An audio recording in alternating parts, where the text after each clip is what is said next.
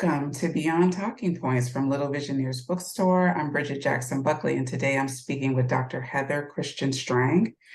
Dr. Heather Kristian Strang is a mystic, metaphysical psychologist, and best-selling author. She's written 11 books in the genres of visionary fiction, paranormal romance, and channel message oracles. Basically, everything she loves, she writes about. Kristian joins us today to discuss her latest book, Love Letters from Mary Magdalene, the untold story of her life, love, and legacy.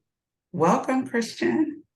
Oh, thank you so much for having me, Bridgitte. Every time I see the book, I get like, oh, I have obviously my copies here, but when I see other people holding the book, it just makes my heart so happy. Usually once I get the books, I'm just holding them. I know Feels so exactly how you good. feel. It's like you hold your book and you just feel love. Yes. And when I first get them, I'm just like always having them with me. There's something about it that just feels really, really yummy. So thank you so much for having me on. I think that's why it's important, on a side note, as someone, as a writer, like if you're writing a book, to really be authentic and clear and love and have like a clear, intuitive feeling for everything you have in the book, on the book, related to the book, because when you look at it, you feel all of it. Oh, so well said. And also, I feel like that's why for me, print will never die. And I think print will never die in general, because there is something about the energy. I have readers who say, when I got the copy, I felt this energy like blast off into me. Like there's just something so powerful that we're putting into these books, of course. I totally agree. You can feel it. I love holding the hard copy. I go to that first before reading online. Okay, so I'm curious. I mean, I read in the preface about how you began, your channeling journey, but for those who are unfamiliar with you, I mean, I now know after my own experiences, channeling is an aspect of the multidimensional self, and as you have an expansion of your consciousness, more of the multidimensional abilities come in. But I'm just so curious to know, like, how did you work around the fear of public channeling and the doubt? Like, am I making this up? Like, because the first thought, I don't know how you were, but the first thought in my mind was like, people are going to think I'm crazy. So how did you work through all that? It was so challenging for me, Bridgitte, and I really appreciate you bringing that in because I already had a spiritual awakening in 2008. And when in 2015 is when the channeling started. And I was like, I cannot be this weird. I'm already weird enough. I'm like already doing this healing thing. Like, am I really going to be channeling? And if I am, how do I do that and not sort of lose myself? Or I didn't want to do any sort of transcendental, when they take over the body. Like I was very clear on my boundaries of that. But I was literally, when it started happening in early 2015, I literally went into a hermit mode and did not leave my house for 6 months. I was just meditating all day, every day, and receiving these messages, like the ones that are in Love Letters to Mary Magdalene, but receiving so much guidance and just writing it out, because it really took me that long to wrap my head around, am I gonna actually be doing this? And can I withstand how people will respond to that? Because I had a lot of people pleasing and really desired to be loved by others. And so am I really going to be this strange? But the answer was, of course, a resounding yes. Yeah, I can relate. It's like I think a lot of people have, the conditioning around people pleasing and making sure that other people are okay. That's heavy. And it's like when you start stepping, well, when everybody's on the spiritual path, but when you're aware of it and you're really stepping into it and saying, use me, there is some major shedding that has to take place. Major in the people, like I became sober, so I stopped drinking alcohol. So my whole social construct changed. Even when I was dating at that time, men would be like, what? You do what? Like, are you sure? I don't know that you're really talking to other beings, and I had to like, no, really, dude, this is what's happening to me. Like, I can't explain it to you if you don't get it, but it really was like, it was a big thing for me to really decide I'm going to allow this aspect of my true self to flow through me, regardless of what other people think. Well, Which is I know, like I'm zeroing in on this because doubt is a big thing for people who deliver channel messages. So you took the time, you meditated, you wrote out everything that came through. What how did you know that it was truly like a higher consciousness? Because you're gonna ask yourself, like, am I making this up? That's just a part of the process. So how did you determine that you weren't making it up? Yeah. For me, I never wanted to channel. I was not taking a channeling class. I was not trying to do this. It happened spontaneously through me. And that's why I had no doubts about, is this me or is this, yeah, I understand now that my higher self is involved in this channeling, so at some level, yes, it is me. But it was so out of nowhere for me. It was so like, I thought I was having an anxiety attack. And then all of a sudden I heard a voice say, just, go sit down, open up your laptop. And I was like, okay. And then all of this energy started flowing through me, and I closed my eyes and I just start typing, and all of this information started coming out that I could never come up with. It was not 1,000,000% not me, so I really didn't, for me, it was about how other people responded to me as doing channeling work. I did not have a lot of doubt because it was so not on my radar. I didn't know, like what you just said, it is an aspect of becoming more of your multidimensional self, but I didn't know that. So I was like, what is this? Like, what is happening? I had no relationship with channeling before that. Yeah. So how does the information, is it telepathically relayed to you? Do you have a feeling? How do you feel when it comes through? So it's the best feeling on earth. It's my favorite way to write because there is no critic, there's no editor. There is just me being totally surrendered to what the divine wishes to bring through. So it's so, I'm working on a fiction series right now, so much harder than channeling. Because you have to think about it. Exactly. And with channeling, there is none of that. I don't have to think about plot points and strategy or anything.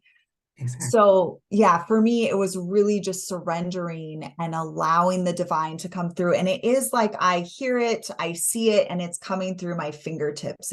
It's sort of hard to explain, but I never wanted to speak it. I never wanted to like do all of that. That wasn't how I'm a writer. So for me, it just it made so much sense that it would just come through my fingers and through my writing. Yeah, I understand. Okay.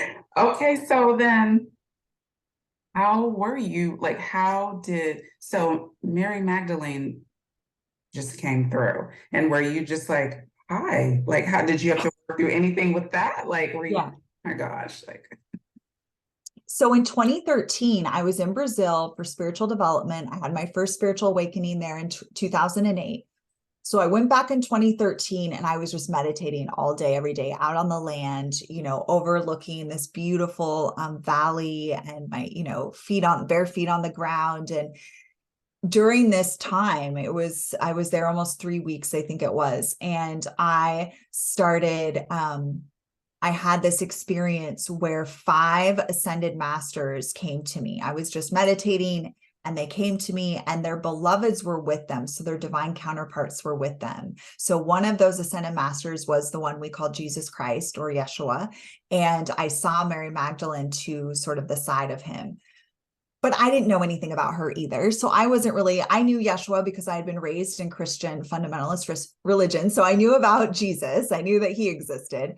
But I didn't pay much attention to her. I was just like, okay, she's there. That's cool. I had people over the years say to me, oh, you have a really strong connection with Mary Magdalene. Do you know that? And I was like, no, I don't know that, but I know she's part of like the ascended masters that I'm working with. So, okay. And then 2020 hit. And I was leading a group called Rock the Great Awakening. And it was all about just, stepping outside of the narrative we're being given and really connecting in with source to know what's really happening at this time. And in July, on Mary Magdalene Feast Day, it's July 22nd, I got the guidance to channel a message just from her, which I had never done before. But I was like, okay, we'll do this. It was very strange because normally I channeled from a collective. And like the next day, I woke up and she was standing beside my bed and she said, I'm leading now. Like, it's time. So she said, it's time. The divine feminine, the goddess, is going to be leading us for this next, expansion in the collective. And I'm going to be guiding your spiritual team. The divine feminine. What was that? Sorry. I said, oh, the divine feminine. Like, yeah. she said that it's time. And that is so strongly coming through, in a lot of people, like, it's time.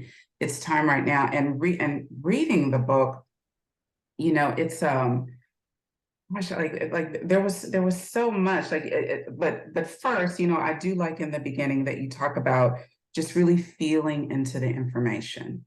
Just take what resonates with you and leave the rest. Like, the body recognizes truth when it hears words and reads text. So I love that. And it's like you just take what's necessary for you. But it seemed like, and I've read some other stories about Mary Magdalene. So I'm familiar with that. They were working towards something, and that they were, it's like, how can I say, like, they were doing all of this work, Mary Magdalene and Yeshua and so many other beings, to, why are the words like seed of consciousness, that like it's coming, like that we're in right now. It was like a preparation for this time. And it just seems so like they are, I know people think of them as like they're these higher beings, they're separate from us, but they're not. And it just seems similar to what we're dealing with now, like the oppression. So you want to talk about that?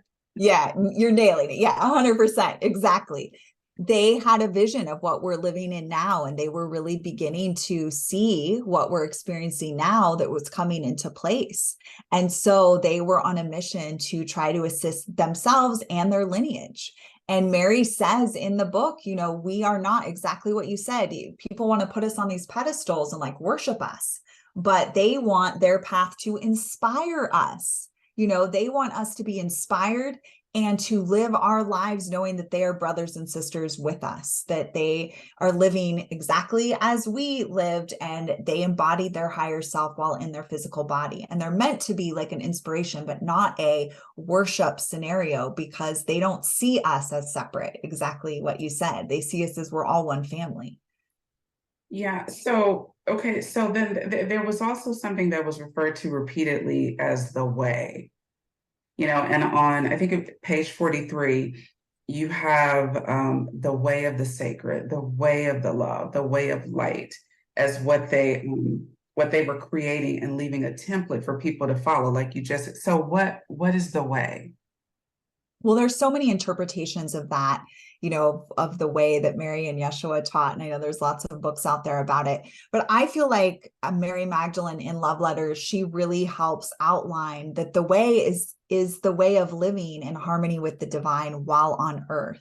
So in harmony with the divine, in harmony with the earth, in the physical body. It is not a leaving the body to escape, it is to do it all through the body, to unite with the higher self in the physical form and live that expression as a template of light. Because when we do that, we are leaving a trail of light just like they did. We're doing that now for our lineage, is we are leaving this trail of light of what it looks like to live a life of devotion, a life of love, a life of courage, a life of surrender.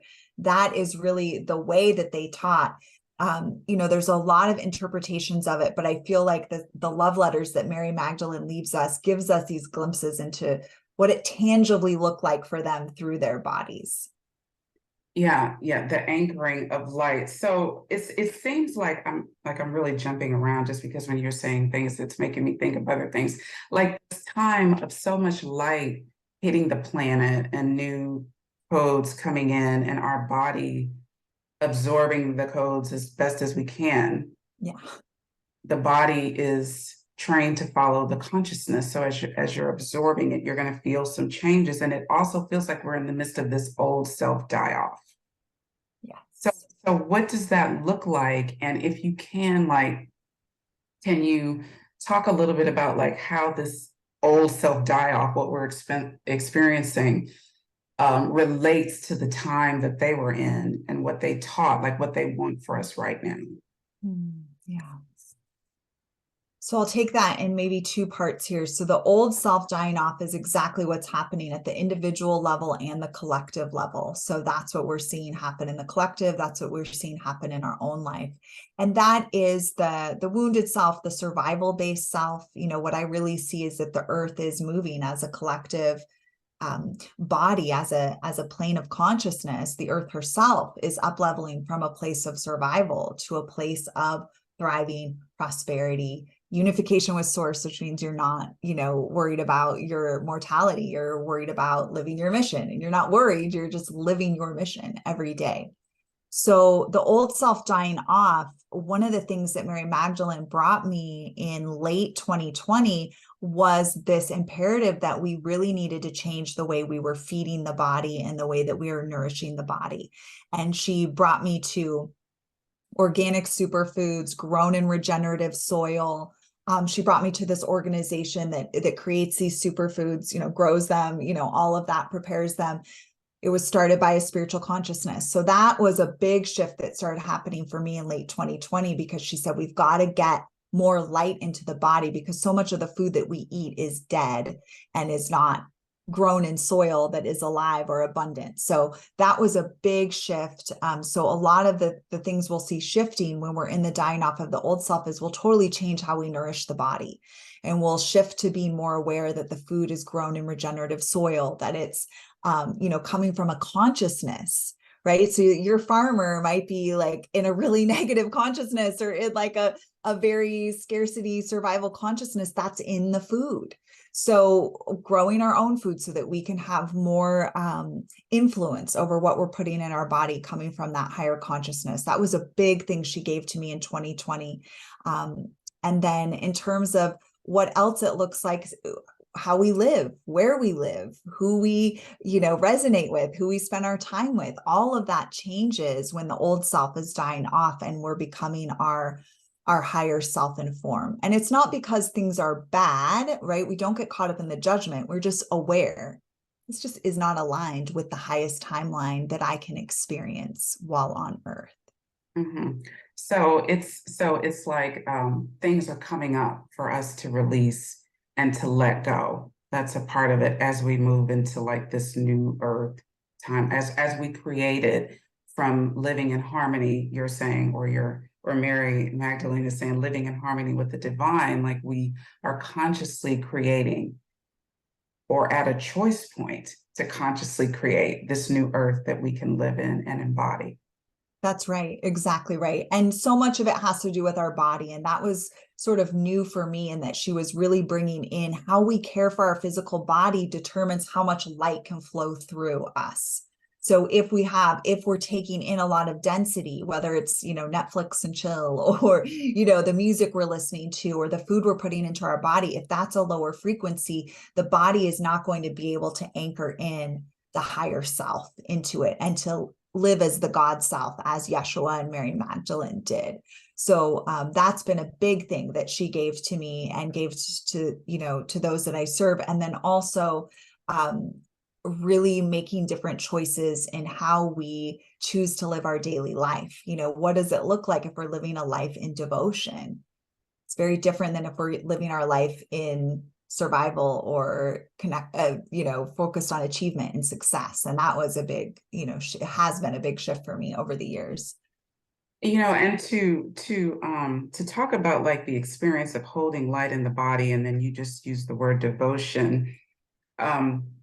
While reading the book, like there's a lot of love in their experience. I mean, so much love in their experience, so much love. And when you use the word devotion, what may come to mind for some people is this boring, mundane life. But when you're reading about their time together, there was nothing that seemed boring or mundane.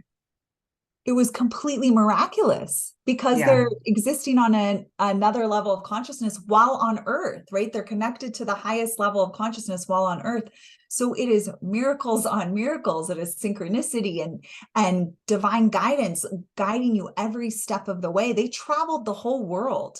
She talks about that, and doing incredible things with the earth and with the community members they would meet, and with healing, metaphysical healings, and then knowing that there is this hijacked agenda, and how do they sort of keep it on the down low while they're having the greatest impact that they can have? It is a dynamic, fruitful, expansive life. That's a truly devoted life.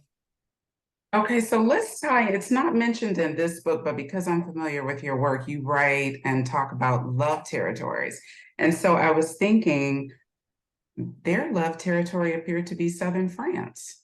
That's right. Exactly right. And really, I have a love territory guide certification training, and it comes from Mary Magdalene and Yeshua giving me the codes that they used when they were on earth. And I didn't even fully put that together until we were at the end of the training. And then Mary's like, this is what we did. And I was like, thank you.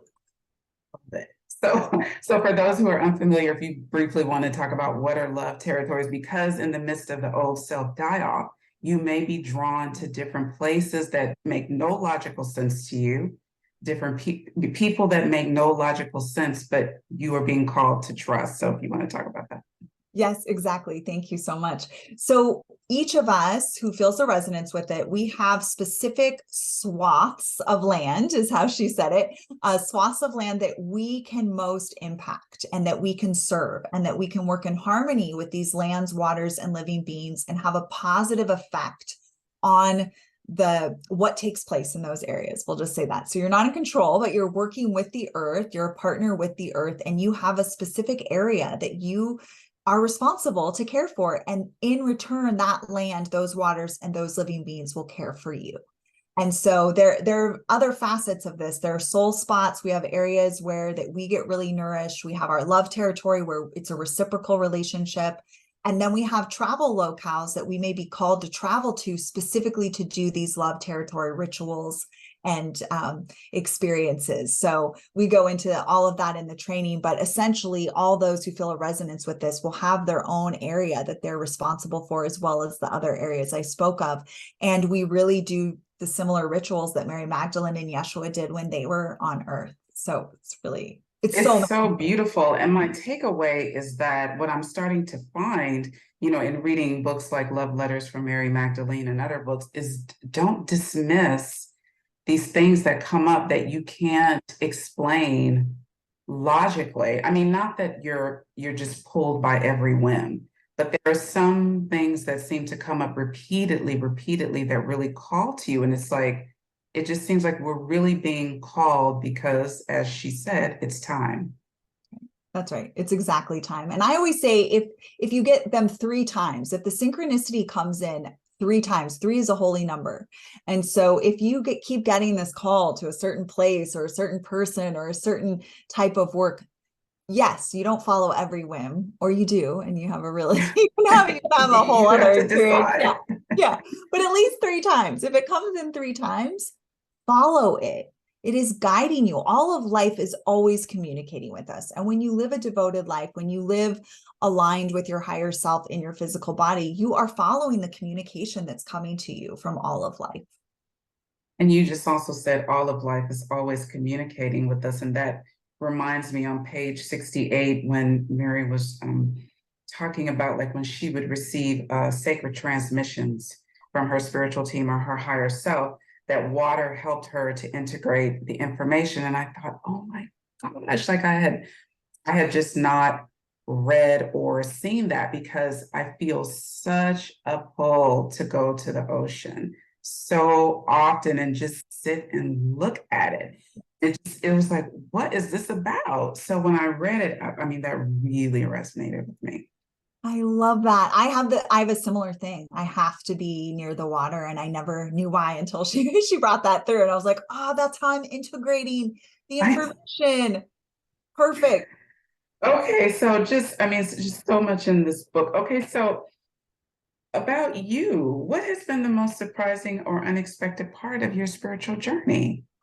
My gosh, all of it, that I'm even on it. Honestly, I mean, I just wanted to be a writer. I was a journalist, a freelance writer. Like, I just wanted to be a writer my whole life. I did have a deep connection to God, but I didn't know really what to do with it once I realized that religion was not working for me. So I was trying to heal my body. I'd gotten really, really sick. And that's what even launched me onto the spiritual journey. So never in a million years, Bridgitte, would I have ever been like, oh, I'm going to channel information and do metaphysical healings and, live this devoted, surrendering my programming, surrendering like all of the stepping out of the matrix, the artificial matrix. Like I never would have imagined any of this for myself.